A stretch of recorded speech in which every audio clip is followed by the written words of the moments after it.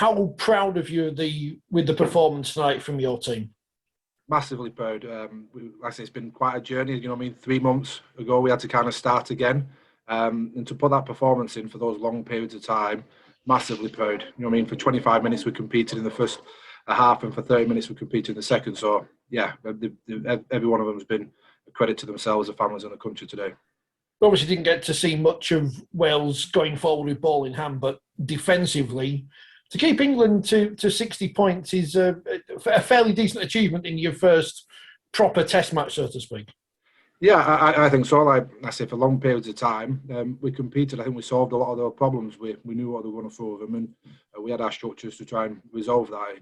If, like I say, we took a look a bit of context, 24 months, a lot of these have hardly played a game or 1 or 2 games. So I think that got the better of us a little bit with just a bit of match fitness and match preparedness. But when we was in there, I thought we did a great job of handling, like I say, a strong England side.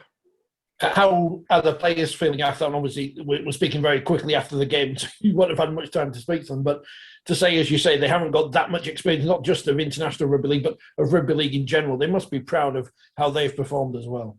Yeah, I think so. But I think equally some of them will be a bit disappointed in some regards in the fact that I say they wanted to come out and compete, put themselves under high standards, which is one. That's what we wanted to try and build. We wanted to try and build that culture. But yeah, they'll all be happy and proud. But equally, we'll go away from this. We know what we need to do better. That's the whole purpose. This benchmarks us. We know where we need to be over the next 4 years now.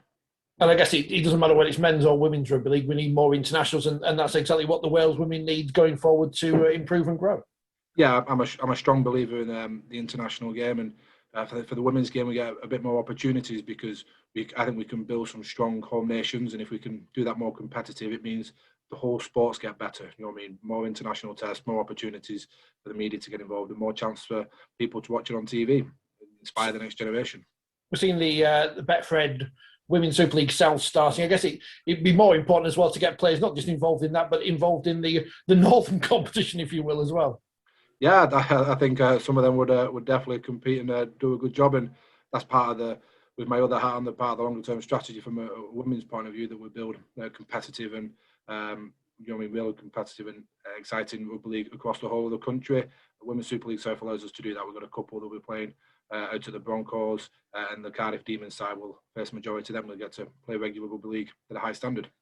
All in all, then, for those who in Wales may not have seen women's rugby league before, it's been a good advert for what it has been achieved in a short period of time, and certainly what could be achieved in the future. Yeah, no, we had quite a clear purpose when we wanted to start. We wanted to start and build a base from Wales, and we managed to do that. The majority are coming from South Wales again. A handful of games at most of rugby league. Some of them 3 months ago haven't played a game, and some of them that was the first full game of rugby league this afternoon. So hopefully that's inspired a few people, got more people interested. And I think the way women's sport, women's rugby league is going at the moment, hopefully will inspire more people to come involved, because building up over the next 3 or 4 years, there's some exciting opportunities, I feel. And the more we can get involved and engaged, the better it is for, I think, rugby across the Wales in general. And hopefully, of course, qualification for the 2025 World Cup.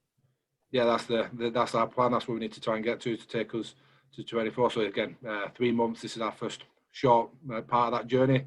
Hopefully, in 4 years' time, we're qualified and we're competing. We've got some high standards of ourselves, and that's what we're trying to aim towards. And just regarding England, who impressed you most on the England side this evening?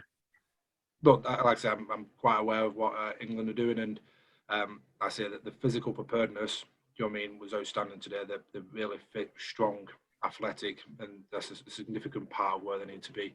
That was what really impressed me today. They were just relentless, just line speed, running into the line fast, you know what I mean, physical in contact. Yeah, it's hard to compete against that. So credit to them there. And I guess that's one of the main differences, isn't it? That physicality, that because they're training regularly with their clubs and as an international team, that's the thing to, I guess, Wales need more of. Yeah, and we've tried to do that, but I say we've had a tough 24 months because the domestic season in Wales only started up a couple of weeks ago. They've only really allowed to start training because we wasn't necessarily in the elite framework 3 months ago. So long periods of times without, you know what I mean, significant access to gyms and fitness. And again, this only really come around about 4 months ago. So we've come a long way fitness-wise and physique-wise in the last 4 months. But yeah, we probably need a little bit longer to try and get over that, say, 18 month, 24 month. break.